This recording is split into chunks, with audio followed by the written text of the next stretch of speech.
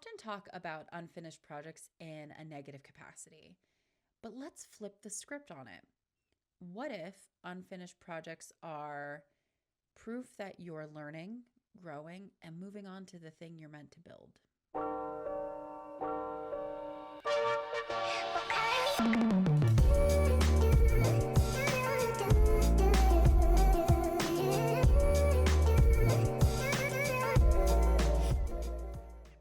Hello, my beautiful entrepreneurs. I am Tabitha Bear, and this is A Hot Mess Builds an Empire. I let you know always at the beginning of every episode that I have absolutely no idea what it is that I'm doing, but I'm doing it with the energy of someone who is tripped and is making a career out of the fall. Entrepreneurship quietly produces a graveyard of half-built things. This is normal. It's normal. It's normal. It happens to all of us. It happens all the time. And we have a tendency to have this cultural obsession that we need to complete things in order to be successful. We have to have everything done in order to not be a failure. And if we don't complete something, it is a complete waste of time. It has wasted our time, our energy, our resources, our emotions, collaboration, whatever it is that you invested into something that is unfinished, sitting on your shelf, collecting dust, has tons of negative stuff around it, right? And I really wanted to create this episode because I have a tendency to talk about unfinished projects in sort of a more negative scope, but there's a lot of positivity that comes with an unfinished project, and we are going to help reframe that whole thought process today. First and foremost, on a philosophical level, what is done? What does it mean to be done, right? Like, done is a moving target. What I considered complete 2 years ago would not make standards of passing as complete today. It wouldn't. And I am very proud of that because that means I've evolved. My standards have gone up. I've leveled up. And I'm more aligned with my business. I'm more aligned with my audience. I'm more aligned with my customers or my clients. Like whatever it is that I'm working on, I am more in tune to that. And I am more focused on knowing what it is that I need to include in something for it to be considered done and complete and ready to go.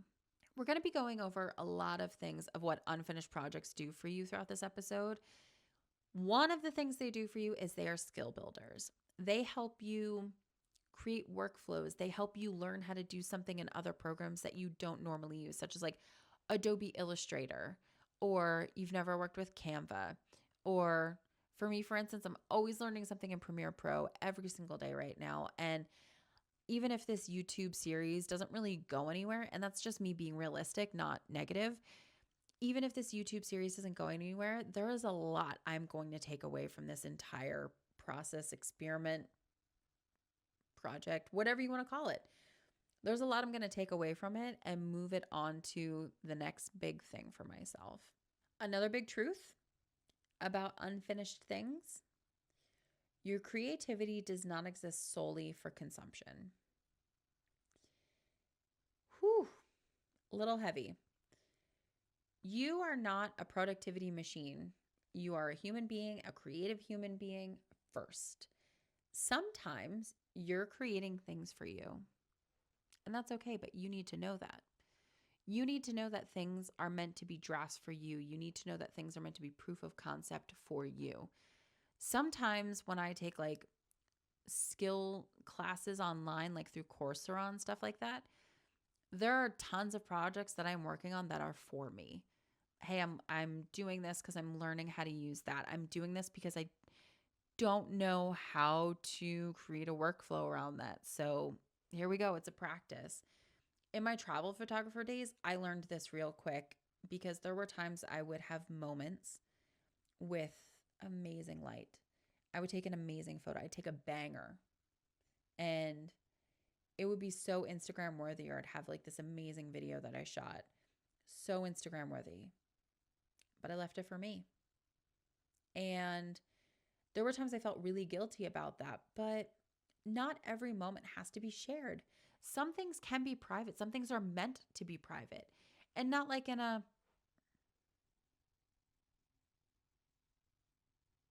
I kicked the camera, but not like in a negative way of like, oh my God, please, for the love of God, don't share that because that's bad. No, some things are just meant for you. Like they're meant for you and your eyes only because you learned something from it. You connected with it on a different level. Embrace that. I don't think we talk about that enough, that some projects are just for us. And I think we think that everything has to be churned out and become a product to sell or a live workshop, or it needs to be turned into a retreat, right? Like our mind is always thinking about value and how to sell. It doesn't always have to be that way though. There's also something that I think we really need to differentiate between, and that's quitting and completing. I think we interchange quitting and completing a bit too much. Quitting is walking away because you're afraid. Quitting is walking away because you doubt and you don't trust. You don't trust the process, yourself, your product, your creativity, whatever it is. You're doubting everything. You doubt that people would like it. You doubt that it's going to go anywhere. Whatever all those negative emotions are, if you're walking away because you're done, that's quitting. Now, if you think that the project has given everything it's got, right? If you think that you can no longer do anything with it, like, you know what? I'm realizing now that I created this thing in Adobe Illustrator because I don't know how to use Adobe Illustrator. You get to near the end of the project and you go, I don't need the product. I don't need the project. I need the skill set, and I got that now. And sometimes you have to look at these projects that are unfinished as complete in spirit, right? You need to look at them as, you know what? They're going to sit on the shelf. Maybe I'll come back to it. Maybe I won't, but it's done. It's done in spirit. It is. And walking away because you know that you've gotten out of it what you needed to, you have that self-awareness. Calling something complete, not because you're afraid, but because it's not going to go anywhere, is a real kind of skill set. It is. And that's a decision-making process that you have to go through and deal with as the boss of your own company, as the CEO, right? Like that CEO mindset we talk about every once in a while in here. Sometimes you have to make decisions that are a little less fun, maybe a little ugly, but it's for the betterment of mankind, right? Is to just don't continue to waste your time and energy on something that's just not going anywhere. But not because you're afraid, because you know it's not going anywhere. Unfinished products have a tendency to reveal patterns. They let you know what you like, what you're naturally good at, what you're starting to get good at, what you fucking can't stand to do. For me, I don't think I could ever be a coach. That is not me shitting on coaches. I have a coach. I just don't think I could do it. I set up something once upon a time to just kind of explore that as an option. And that is an unfinished project for me. That is sitting on a shelf. And who knows, maybe in 10 to 15 years, I might come back to it and go, you know what, this is more aligned with who I am now, or more aligned with where my business has gone. But for now, big old fucking nope for me. It is. I don't think I'd be good at it. I don't think I'd like it very much. And that realization came from working on a project that doesn't exist for anybody to utilize, right? You get good stuff out of these things. You do. You get good stuff out of the drafts that you have. You learn things about yourself. So just keep that in mind, that there's a strength finding phase, that you find your strengths and you also go, you know what, I'm not good at this, but I don't want to be good at this. It's okay to not want to be good at something. Like, I don't want to be good at being a coach, so I don't try for it. And I'm okay with that because I just don't think it's for me. And then I move on from it. Now, there is a very interesting thing about ideas and unfinished drafts and projects that they are seeds for bigger things and they are recyclable. I think when we look at an unfinished draft, we go, well, I just wasted 3 months working on that and it came to nothing. And now I've wasted all this time and energy and it's just not right for right now. Okay, it's not right for right now. But it could be something fucking phenomenal 2 years from now.